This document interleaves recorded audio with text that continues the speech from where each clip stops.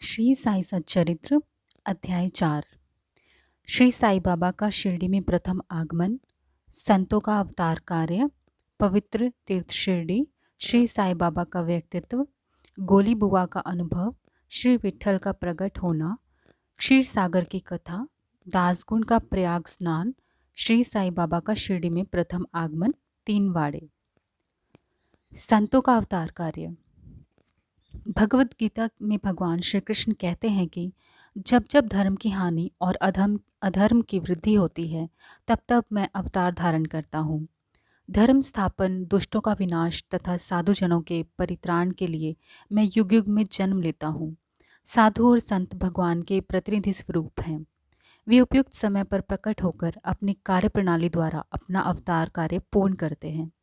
अर्थात जब ब्राह्मण, क्षत्रिय और वैश्य अपने कर्तव्य से विमुख हो जाते हैं, जब शूद्र उच्च जातियों के अधिकार छीनने लगते हैं, जब धर्म के आचार्यों का अनादर तथा निंदा होने लगती है, जब लोग निषिद्ध भोज्य पदार्थों और मदिरा का सेवन करने लगते हैं, जब धर्म आड़ में निंदित हो कार्य होने लगते हैं, जब भिन्न भिन्न धर्मावलंबी परस्पर लड़ने लगते हैं, जब ब्राह्मण संध्यादि कर्म छोड़ देते हैं, कर्मठ पुरुषों को धार्मिक कृत्य में अरुचि उत्पन्न हो जाती है, जब योगी ध्यानादि कर्म करना छोड़ देते हैं और जब जन साधारण की ऐसी धारणा हो जाती है कि केवल धन, संतान और स्त्री ही सर्वस्व है, तथा इस प्रकार जब लोग सत्य मार्ग से विचलित होकर अधःपतन की ओर अग्रसर होने लगते हैं, तब संत प्रकट होकर अपने उपदेशों एवं आचरण के द्वारा धर्म की संस्थापना करते हैं।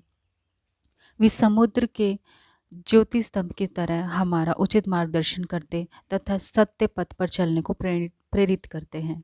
इसी मार्ग पर अनेक संत, निवृत्तिनाथ, ज्ञानदेव, मुक्ताबाई, नामदेव, गोरा घोनाई, एकनाथ, तुकाराम, नरहरि, नरसी भाई, सज्जन कसाई, सावंता माली और रामदास तथा कई अन्य संत सत्य मार्ग का दिग्दर्शन कराने हेतु भिन्न भिन्न अवसरों पर प्रकट हुए और इन सब के पश्चात शिरडी में श्री साईं बाबा का अवतार हुआ। पवित्र तीर्थ शिरडी। अहमदनगर जिले में गोदावरी के तट बड़े ही भाग्यशाली हैं, जिन पर अनेक संतों ने जन्म धारण किया और अनेकों ने वहां आश्रय पाया। ऐसे संतों में श्री ज्ञानेश्वर महाराज प्रमुख थे। शिरडी अहमदनगर जिले के राहाता तालुका में है।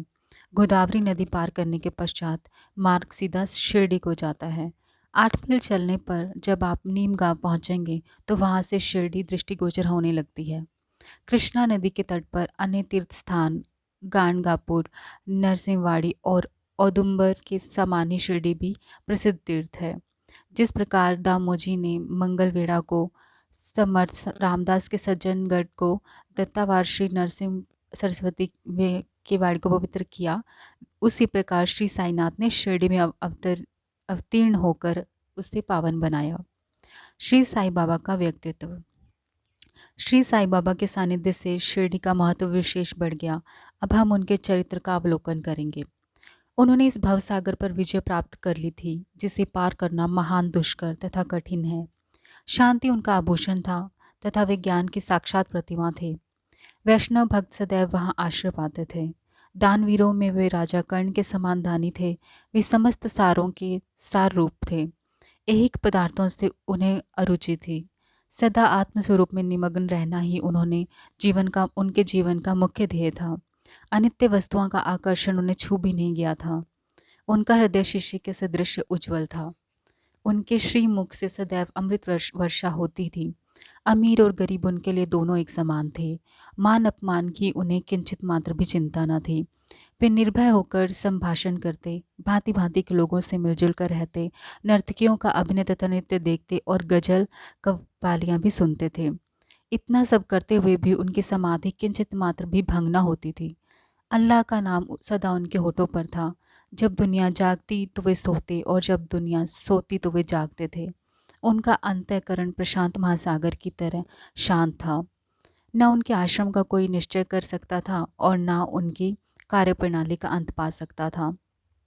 कहने के लिए तो वे एक स्थान पर निवास करते थे, परंतु विश्व के समस्त व्यवहारों व व्यापारों का उन्हें भली भांति ज्ञान था। उनके दरबार का रंग ही निराला था। वे प्रतिदिन अनेक किंवदंतियाँ कहते थे, परंतु उनकी अखंड शांति किंचित मात्र भी विचलित न होती थी।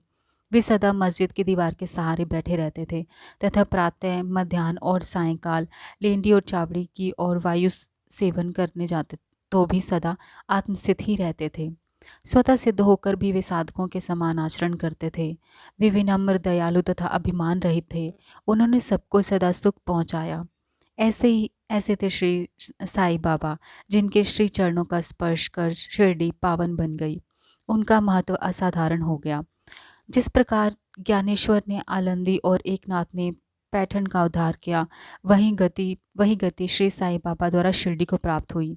शिरडी के फूल, पत्ते, कंकड़ और पत्थर भी धन्य हैं, जिन्हें श्री साईं चरणाम्बु का चुंबन तथा उनके चरण रज मस्तक पर धारण करने का सौभाग्य प्राप्त हुआ। भक्तगण को शिरडी एक दूसरा पंढरपुर, जगन्नाथपुरी, द्वारका, बनारस, महाकालेश्वर तथा गोकर्ण, महाबलेश्वर बन गई। श्री साई का दर्शन करना ही भक्तों का वेद मंत्र था, जिसके परिणाम स्वरूप आसक्ति घटती और आत्मदर्शन का पथ सुगम होता था। उनका श्री दर्शन ही योग साधन था और उनसे वार्तालाप करने से समस्त पाप नष्ट हो जाते थे। उनका पास सेवन करना ही त्रिवेणी स्नान के समान था तथा चरणामृत पान करने मात्र से ही समस्त इच्छाओं की तृप्ति होती थी। उनकी आज्ञा हमारे लिए वेद सदृश थी। प्रसाद तथा उदि ग्रहण करने से चित्त की शुद्धि होती थी। वे ही हमारे राम और कृष्ण थे, जिन्होंने हमें मुक्ति प्रदान की। वे सदा आत्मस्थित चैतन्य घन तथा आनंद की मंगल मूर्ति थे। कहने को तो शिरडी उनका मुख्य केंद्र था, परंतु उनका कार्यक्षेत्र पंजाब, कलकत्ता, उत्तरी भारत, गुजरात, ढाका और कोंकण तक विस्तृत था।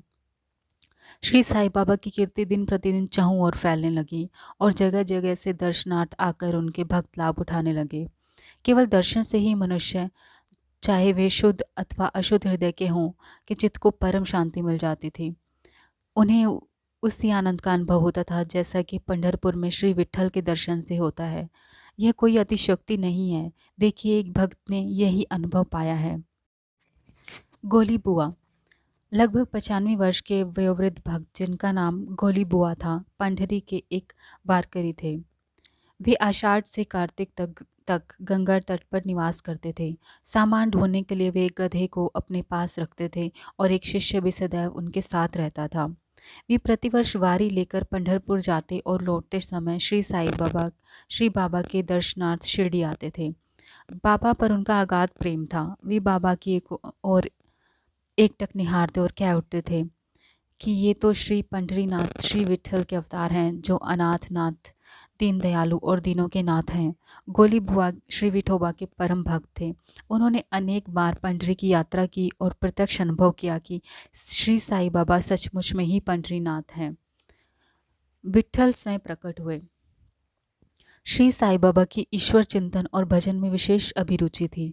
वे सदैव अल्लाह मालिक पुकारते तथा भक्तों से कीर्तन सप्ताह करवाते थे। इसे नाम सप्ताह भी कहते हैं। एक बार उन्होंने दासगणों को कीर्तन सप्ताह करने की आज्ञा दी। दासगणों ने बाबा से कहा कि आपकी आज्ञा मुझे शिरोधार्य है, परंतु इस बात का आश्वासन मिलना चाहिए कि सप्ताह के अंत में विट्ठल अवश्य प्रकट होंगे। परंतु साथ ही भक्तों में श्रद्धा व तीव्र उत्सुकता का होना भी अनिवार्य है। ठाकुरनाथ की डंकपुरी, विट्ठल की पंढरी, रणछोड़ की द्वारका यही तो है। किसी को दूर जाने की आवश्यकता नहीं है। क्या विट्ठल कहीं बाहर से आएंगे? वे तो यहीं विराजमान हैं। जब भक्तों में प्रेम और भक्ति का स्रोत प्रवाहित होगा तो विट्ठल स्वयं ही यहाँ प्रकट हो जाएंगे। सप्ताह समाप्त होने के बाद विट्ठल भगवान इस प्रकार प्रकट हुए। काका साहब दीक्षित सदैव की भांति स्नान करने के पश्चात जब ध्यान करने को बैठे तो उन्हें विट्ठल के दर्शन हुए। दोपहर के समय जब वे बाबा के दर्शनार्थ मस्जिद पहुंचे तो बाबा ने उनसे पूछा, क्यों विट्ठल पाटिल आए थे ना? वे बहुत चंचल हैं, उनको दृढ़ता से पकड़ लो। यदि थोड़ी भी असावधानी की तो वे बचकर निकल जाएंगे। ये प्रातःकाल की घटना थी और दोपहर के समय उन्हें पुनः दर्शन हुए। उसी दिन एक चित्र बेचने वाला विठोबा के चित्र लेकर वहाँ बेचने आया। यह चित्र ठीक वैसा ही था जैसा कि काका साहब दीक्षित को ध्यान में दर्शन हुए थे। चित्र देखकर और बाबा के शब्दों का स्मरण कर काका साहब को बड़ा विस्मय और प्रसन्नता हुई। उन्होंने एक चित्र सहर्ष खरीद लिया और उसे अपने देवघर में प्रतिष्ठित कर दिया। ठाणा के अवकाश प्राप्त मामलतदार श्री भी वही देव ने अपने अनुसंधान के द्वारा यह प्रमाणित कर दिया है कि शिरडी पंढरपुर की परिधि में आती है। दक्षिण में पंढरपुर श्री कृष्ण का प्रसिद्ध स्थान है, अतः शिरडी ही द्वारका है। द्वारका की एक और व्याख्या सुनने में आई है, जो कि के नारायण अय्यर द्वारा लिखित भारतवर्ष का स्थायी इतिहास में स्कंद पुराण से उद्धृत की गई है। वह इस प्रकार है।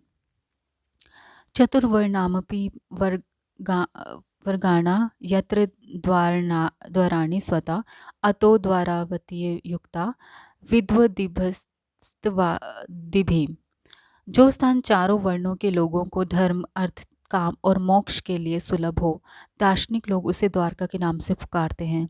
शिरडी में बाबा की मस्जिद केवल चारों वर्णों के लिए ही नहीं, अपितु दलित, अस्पृश्य और भागोजी, शिंदे जैसे कोढ़ी आदि सब के लिए खुली है। अतः शिरडी को द्वारका कहना ही सर्वथा उचित है। भगवंत राव क्षीरसागर की कथा। श्री विठल पूजन में बाबा को कितनी रुचि थी, यह भगवंत राव क्षीरसागर की कथा से स्पष्ट है। भगवंत राव के पिता विठोबा के परम भक्त थे, जो प्रतिवर्ष पंढरपुर वारी लेकर जाते थे। उनके घर में विठोबा की एक मूर्ति थी, जिसकी वे नित्य प्रति पूजा करते थे।